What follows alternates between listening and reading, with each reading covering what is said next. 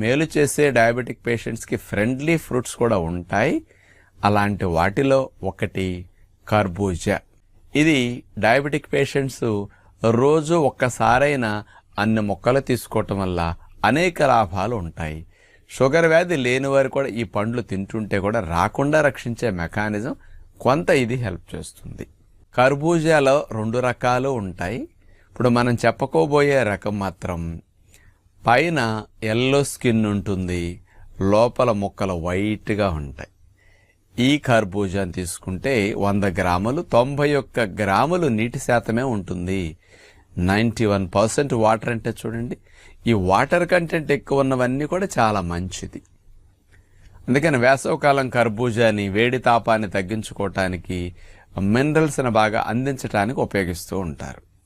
అందుకని 91 grams water ఉంది. ఇక ఇందులో